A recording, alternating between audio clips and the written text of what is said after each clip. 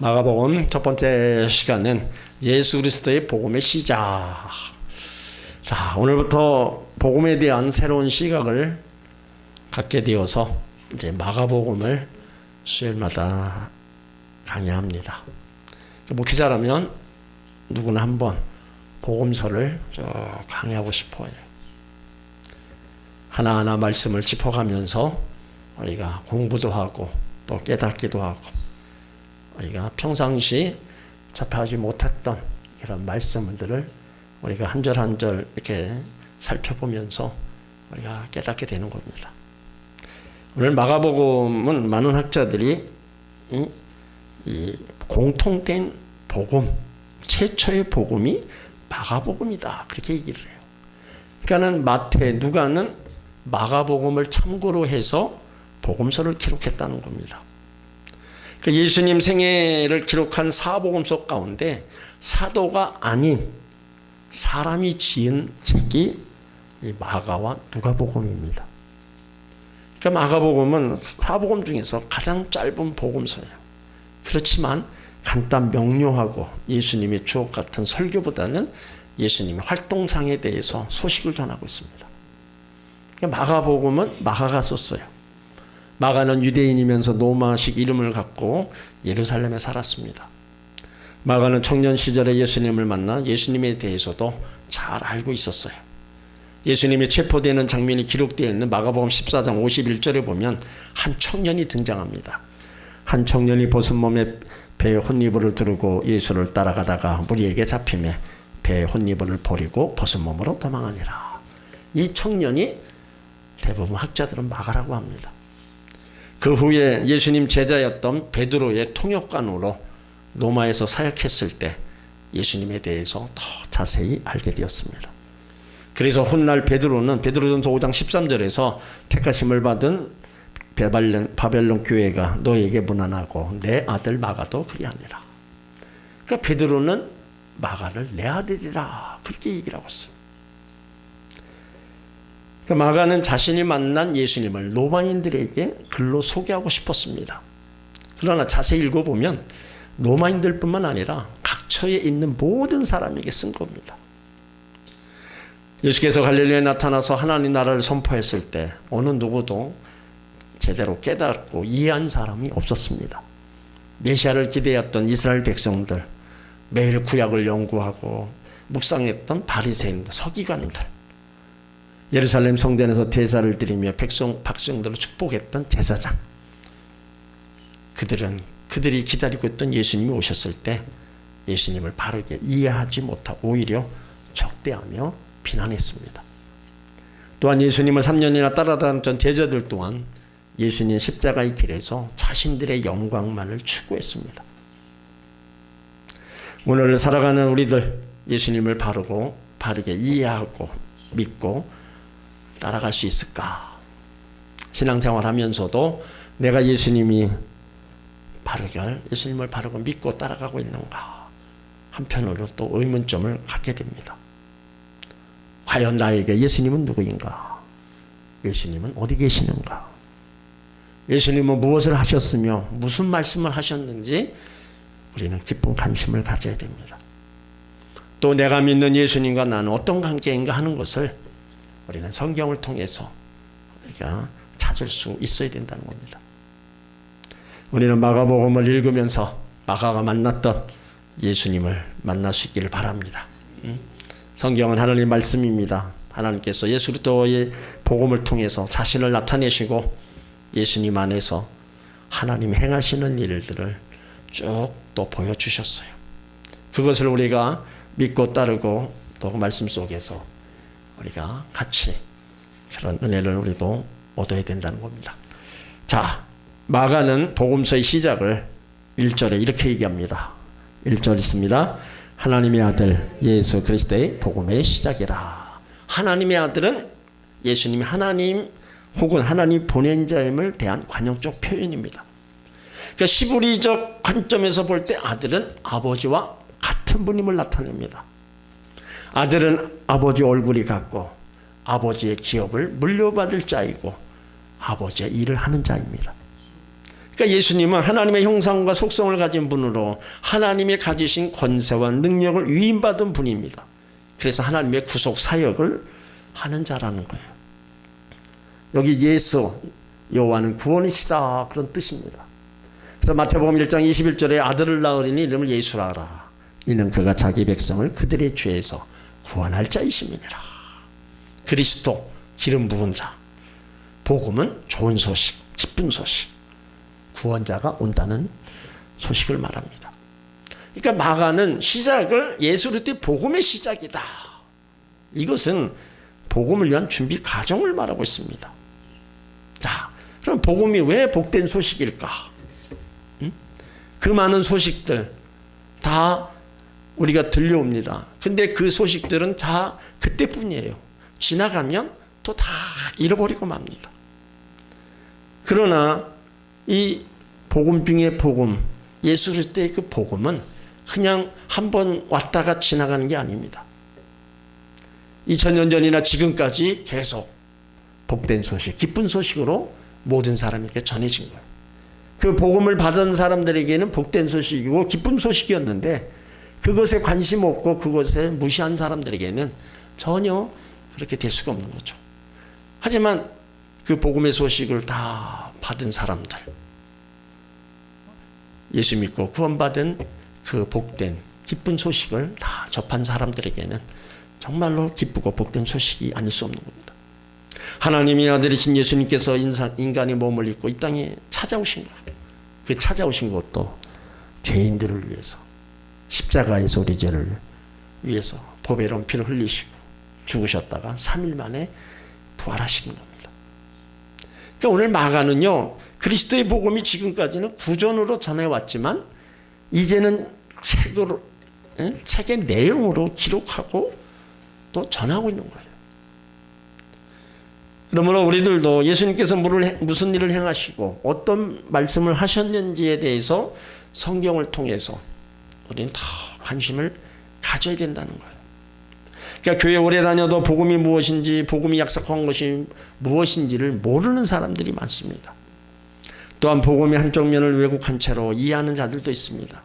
그리하여 복음에 대한 능력과 구원의 기쁨을 제대로 이해하지 못하는 성도들도 있어요. 우리들의 신앙을 확인하는 방법 가운데 하나가 예수가 하나님의 복음이라는 소식을, 그 소식이 과연 나에게 복된 소식인가? 여러분에게 복된 소식입니까? 나 같은 죄인이 하나님께서 값없이 주시는 사랑과 은혜 때문에 하나님을 아버지라고 부를 수 있고 영원한 나라 하나님의 백성이 되었다. 그렇다면 나에게도 예수가 하나님의 복음의 복된 소식이 되는 겁니다. 누구도 방해하거나 취소할 수가 없게 되는 바로 복된 소식이라는 거예요. 그 구원의 주도권이 다 하나님께 있기 때문입니다. 어느 분이 하시는 말씀은 들었는데 교회 나가고 싶어도 예수 믿고 싶은데 도저히 안 믿어진다. 그러니 자신은 안 된다. 그렇게 얘기해요. 핑계죠. 교회 오기 싫으면 그냥 이 핑계 저 핑계 되는 것처럼 내가 아무리 예수를 믿으려고 해도 안 믿어지는데 어떻게 믿냐. 핑계 아닌 핑계죠. 계속 처음부터 믿어지는 사람이 있습니까? 그러니까 많은 성도들이 내가 예수를 믿어서 구원받았다고 생각합니다. 그렇지 않습니다. 우리가 구원 얻어서 예수를 믿게 된 겁니다. 구원 얻어서 예수를 믿게 된 거예요. 예수를 그냥 처음부터 믿습니까? 구원 받고 예수를 믿고 그래서 신앙생활이 시작되는 거예요. 그러니까 우리가 어떤 행위를 해서 얻는 게 아닙니다. 하나님이 우리에게 은혜와 긍휼을 베푸신 겁니다. 하나님의 아들 예수 그리스도가 우리를 먼저 사랑하셨고 은혜와 긍휼을 베푸셨습니다. 그 하나님 어제나 오늘이나 영원토록 동일하시고 지금도 살아계셔서 우리 가운데 함께 하십니다. 날마다 예수가 하나님 되심을 고백하며 믿음으로 항상 살아가시길 바랍니다. 마가는요 복음에서 죄 때문에 하나님을 떠나서 멸망하여 달려가는 인간을 건져내기 위해서 구세주를 보내기 위해서 준비하고 계신 그 하나님을 소개했어요. 자, 2절로 3절로 있습니다. 선지자 이사야 그래 보라 내가 내 사자를 내 앞에 보내노니 그가 내 길을 준비하리라. 광야에 외치는 자의 소리 있어 이르되 너희가 주의 길을 준비하라. 그의 오실 길을 곧게 하라. 기록된 것 같이. 이것은요 출애굽기 23장 20절 모세의 글과 말라기 3장 1절 말라기 글과 이사야 40장 3절 이사야 글을 인용한 것인데 이사야 선지자를 대표적으로 언급한 겁니다. 그러니까 구원자가 오기 전에 받아들일 수 있도록 준비시키는 사역을 해 선지자가 오기로 예언되어 있다는 겁니다. 그 사람이 누구냐? 세례 요한이라는 거예요. 그러니까 요한이 구약 성경의 예언대로 구원자 예수 그리스도를 받아들일 수 있도록 죄를 회개시키는 사역을 했다는 겁니다. 말라기 선지자 이후 400년 동안 선지자가 나오지 않았다가 세례 요한이 나온 거예요. 그 구약 선지자적 과제가 이미 다 성취되어 끝나서 구원자가 올 때까지 선지자가 나올 필요가 없었고 이제 구원자가 와서 사역을 시작하게 되었으므로 그 준비를 해야 될 선지자가 필요했기 때문에 이제 세례 요한이 나오게 된 거예요. 그러니까 세례 요한의 사역은 광야였습니다. 세례 요한이 광야에 이르러 말 그대로 광야는 버려진 땅으로서 황량하고 고독하고 무서운 땅입니다. 세례 요한이 사역했던 곳은 유다 광야로서 서쪽은 유다 산지와 동쪽으로 요단 저지대, 남쪽으로 사해, 북쪽으로 압복강과 요단과 합류 지점이 펼쳐져 있는 거예요. 이 광야는 석회질 암벽과 바위와 자갈로 되어 있고 황폐한 불모지로서 불뱀들이 많고 야수들이 출몰하는 지역입니다. 정말로 사람이 살 곳이 못 돼요. 거기에서 세례 요한이 이제 사역을 시작한 거예요. 그 사역이 뭐냐? 4절입니다. 회개를 시키는 것이었어요. 자, 4절이 있습니다. 세례 요한이 광야에 이르러 제사함을 받게 하는 세계의 세례를 전파하니. 그러니까 지은이 마가는 그의 이름을 요한이라고 합니다. 그러니까 요한은 당시 아주 흔한 이름이에요. 그런데 그 요한의 이름 앞에 세례라는 명칭을 첨가했어요. 그의 정체가 무엇인지에 대해서 마태복음 3장 3절은 광야에서 외치는 자의 소리라고 말했습니다. 그리고 이사야 40장 3절에는 이사야 선지자가 예언한 자라고 말하고 있어요. 그리고 말라기 3장 1절은 내가 내 사자를 보내노니 그가 내 앞에서 길을 준비할 것이요 말씀하셨어요. 그러니까 그 사자가 바로 요한입니다.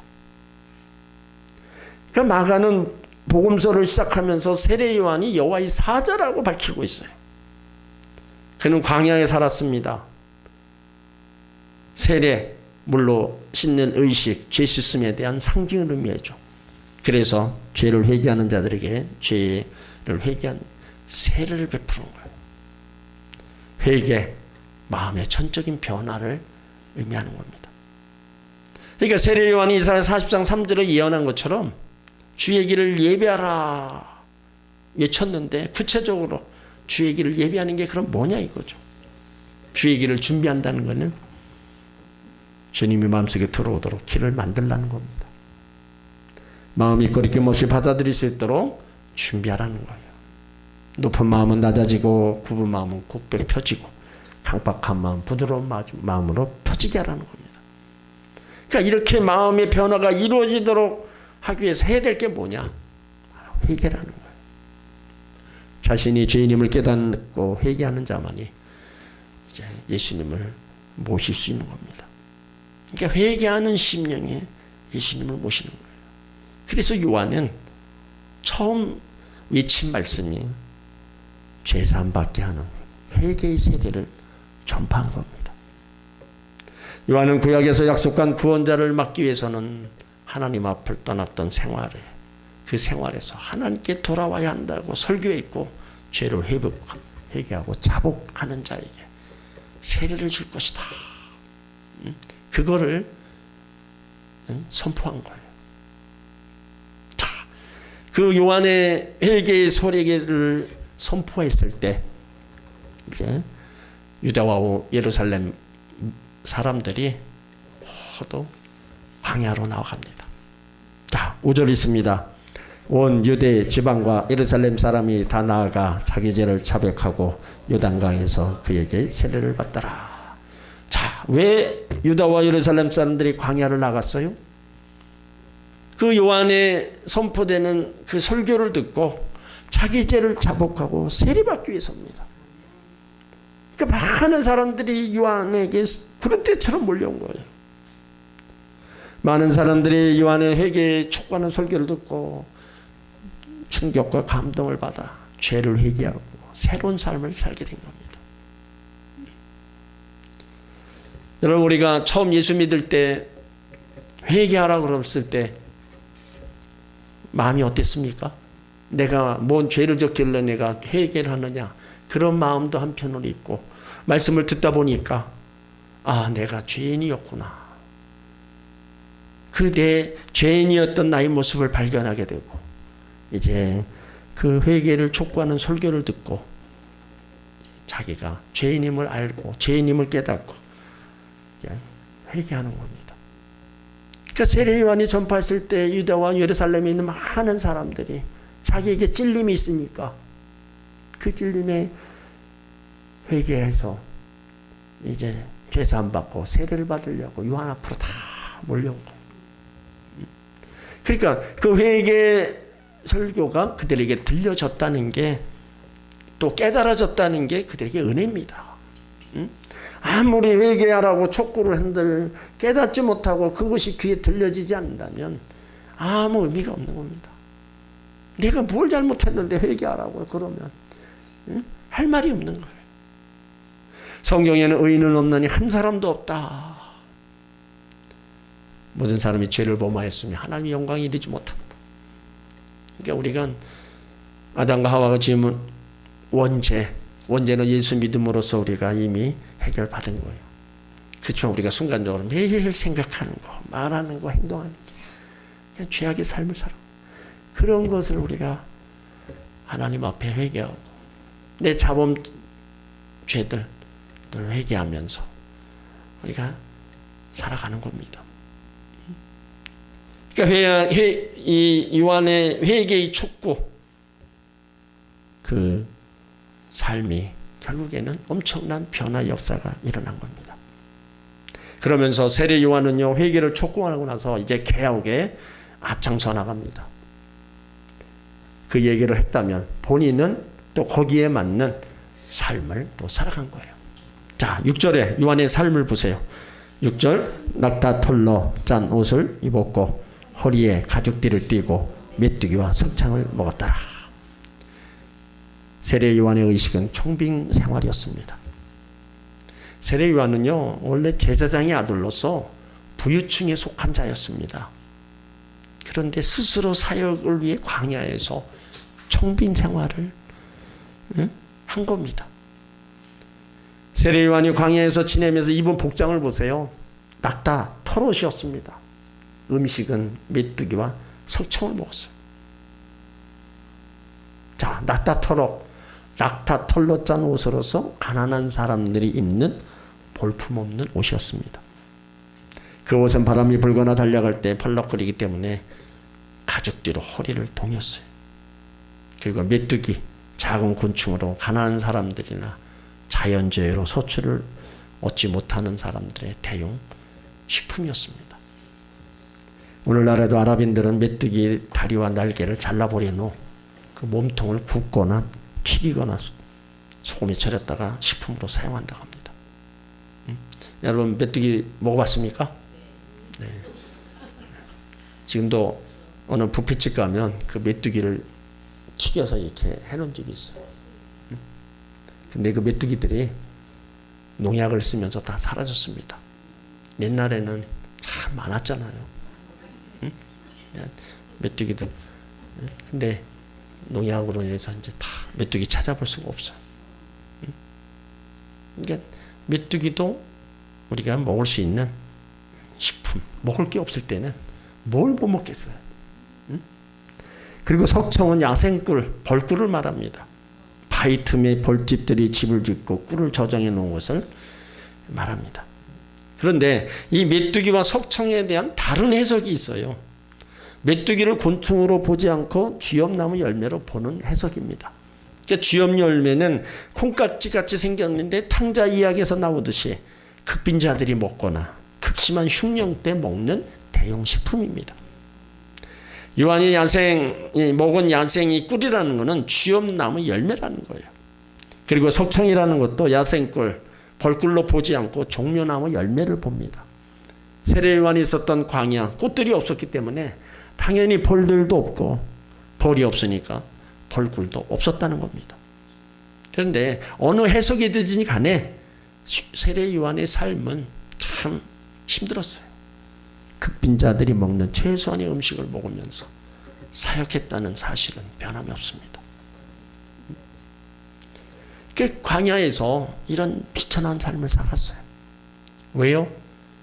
하나님 말씀을 붙들고 살고 하나님이 주신 그 복음의 사명을 전해야 되기 때문에 자기가 궁궐에서나 거대한 데 살지 않았고 그 가난한 자들과 함께하면서 이런 복음을 전했어요. 마치 예수님이 하늘 보좌를 다 버리고 오셔서 가난한 자들과 함께하면서 복음을 전해주었던 그런 모습과도 세례 요한의 모습을 같이 볼 수가 있는 겁니다.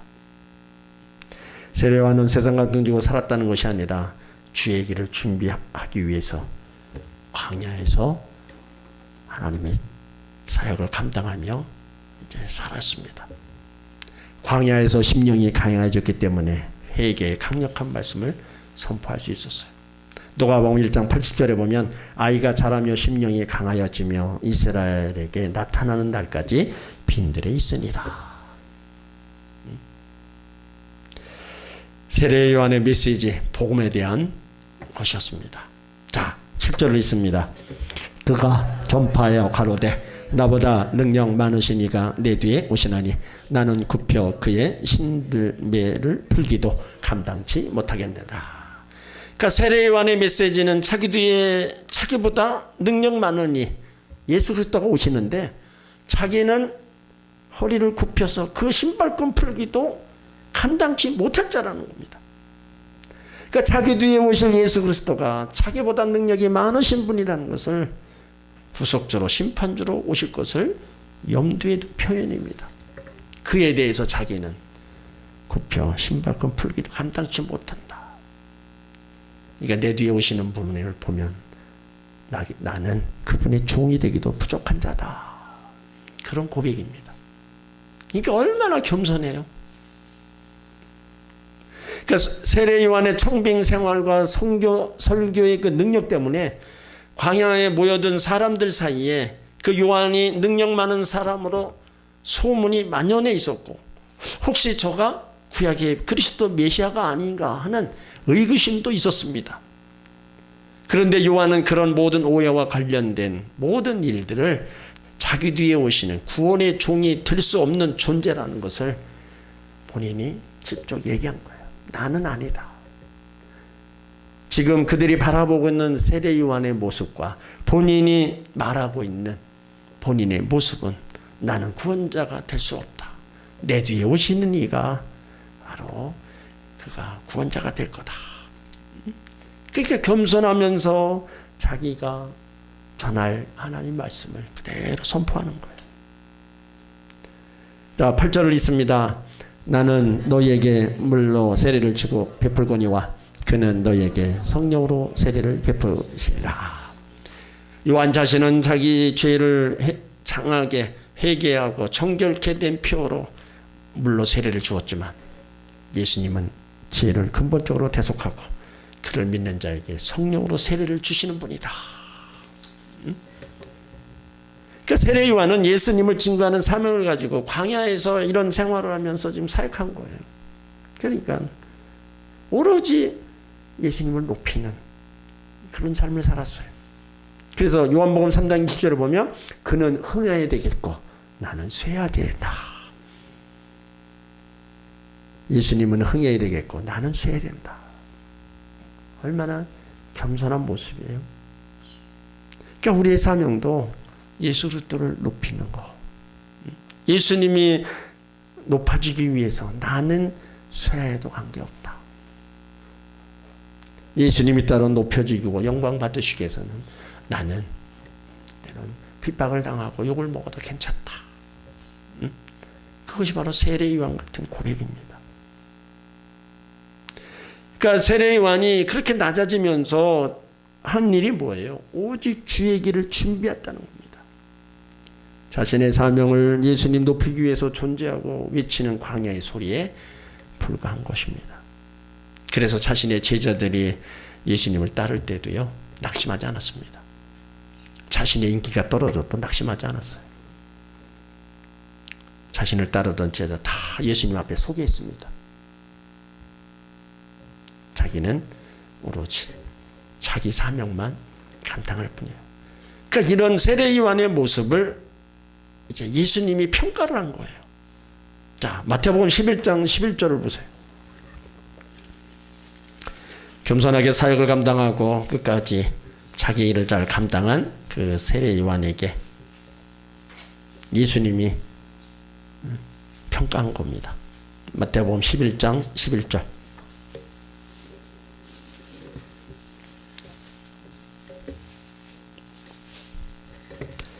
같이 있습니다. 내가 진실로 너에게 말하노니 여자가 낳은 자 중에 세례요한보다 더 큰 일어남이 없도다. 그러나 천국에서는 극히 작은 자라도 그보다 크니라. 여자가 낳은 자 중에 세례요한보다 큰 이가 없다. 그러니까 본인은 낮추고 예수님은 세례요한을 높여준 거예요. 그러니까 겸손한 자에게 은혜를 베푸고 교만한 자를 심판하신다. 교만한 자를 내리고 겸손한 자를 높이시는 그 하나님의 섭리가 이 세례요한을 통해서 우리가 볼 수 있는 겁니다. 그러니까 높아진다고 해서 우리가 높아지는 게 아니잖아요. 내 주어진 일을 잘 하나하나 하다 보면 높아지는 거예요. 오늘 세례요한이 광야에 살았지만 마음은 광야가 아니었습니다. 마음속은 하나님이 주시는 풍요로 넘쳤어요. 네, 자신에게 주어진 그 일로 자기는 할 일을 다 했을 뿐입니다. 여러분의 신앙의 목적이 무엇입니까? 예수 이름을 빌어서 우리가 잘 되는 것입니까? 내가 편안히 살다가 천국에 들어가는 겁니까? 아닙니다. 어떤 짚어놓은 환경이 있더라도 주의 길을 준비하는 사명자들입니다. 하나님 영광 받으소서 말하면서 자신의 이름이 드러나고 높임받고 싶어합니다. 이것은 하나님께 영광이 되지도 않고 하나님은 썩을 영광을 받지도 않으십니다. 내 것과 하나님의 것이 섞여 있으면 하나님의 영광 받으실 수가 없는 거예요. 마가가 선포한 복음처럼 예수가 하나님의 아들이심을 믿는다면 날마다 나를 통해서 주님의 길을 준비하는 삶을 우리는 살아가야 됩니다.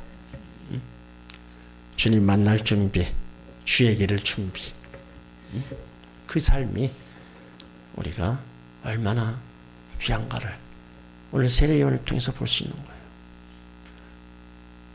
많은 사람들에게 죄사함의 회개를 선포하면서 자신의 삶은 더 정병의 삶을 살아가면서 예수님을 전적으로 높이고 자신은 낮아지는 삶.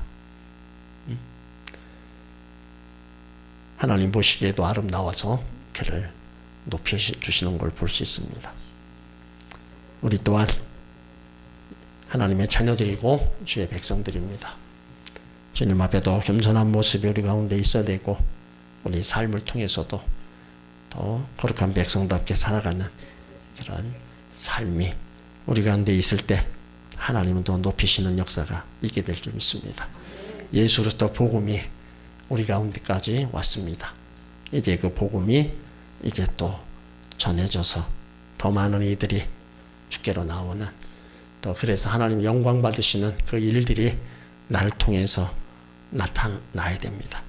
그러면 하나님이 함께 하시는 놀라운 역사는 계속 이루어지고 복음의 역사는 계속 흘러가는 겁니다. 나로 인해서 복음이 끝이 나면 안 됩니다. 또 다른 시작이 이루어져서 여러분들이 알고 있는 이들에게 예수가 증거되고 그 또한 주님 앞에 나오는 그런 역사가 일어나야 된다는 거예요. 항상 하나님의 은혜에 감사하면서 우리는 그 사명을 맡은 자로서 우리가 주께로 인도해야 될 자를 끊임없이 기도하고 우리가 복음 전해서 주님 앞으로 인도해야 됩니다. 그 사명 다하면 우리에게 베푸시는 은혜는 이 땅에서 뿐만 아니라 하나님 나라 가서도 상국과 면류관으로 다 받아 누리게 될 줄 믿습니다.